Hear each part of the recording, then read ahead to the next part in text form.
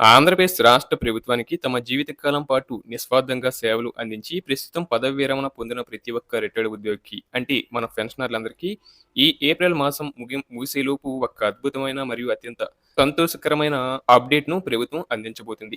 గత కొంతకాలంగా తమకు న్యాయబద్ధంగా రావాల్సిన వివిధ రకాల ఆర్థిక ప్రయోజనాల కోసం, అరియర్స్ కోసం ఆశగా ఎదురుచూస్తున్న లక్షలాది మంది పెన్షనర్ల కుటుంబాల్లో ఈ అప్డేట్ కొత్త వెలుగును నింపబోతుందని చెప్పవచ్చు. ఇది కేవలం ఒక సాధారణ ప్రకటన మాత్రమే కాదు. పెన్షనర్ల చిరకాల వాంఛ నెరవేరబోతుందన్న ఒక శుభ పరిణామం.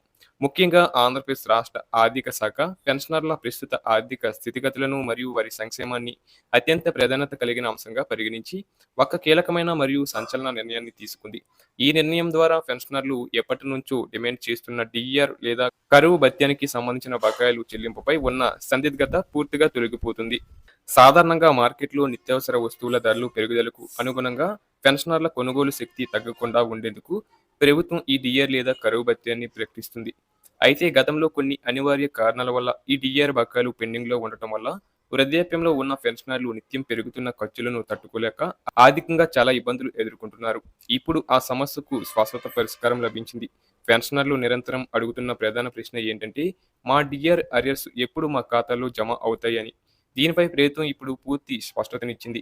ఈ ఏప్రిల్ 30వ తేదీలోపు అంటే ఈ నెలాఖరు ముగిసేసరికి పెన్షనర్లందరికీ రావాల్సిన బకాయిలు నేరుగా వారి బ్యాంకు ఖాతాల్లో జమ చేయబడతాయని అధికారిక వర్గాల నుండి స్పష్టమైన సమాచారం అందుతుంది.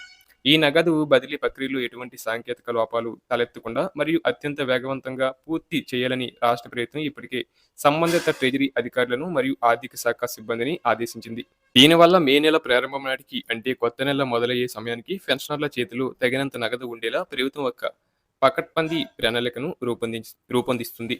వృద్ధాప్యంలో ముఖ్యంగా వైద్య ఖర్చులు, మందుల బిల్లులు మరియు ఇతర నిత్యావసర అవసరాల కోసం డబ్బు ఎంతో అవసరమవుతుంది.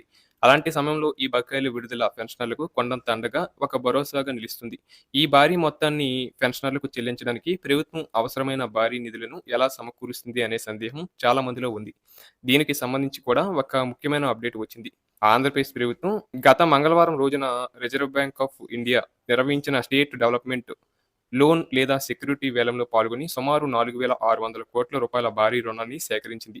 రాష్ట్ర ఖజానాపై ఉన్న ఒత్తిడిని తగ్గించుకుంటూనే మరోవైపు ఉద్యోగులకు మరియు పెన్షనర్లకు ఇవ్వాల్సిన బకాయిలను ప్రాధాన్యత క్రమంలో తీర్చడానికి ఈ నిధులను ఉపయోగించాలని ప్రభుత్వం నిర్ణయిస్తున్నట్లు సమాచారం. ఈ 4,600 కోట్ల రూపాయల రుణ మొత్తంలో ఒక సగభాగాన్ని కేవలం పెన్షనర్ల బకాయిలు మరియు ఇతర అత్యవసర పెండింగ్ బిల్లులు చెల్లింపులకే మళ్లించే అవకాశం ఉందని ఆర్థిక నిపుణులు విశ్లేషిస్తున్నారు.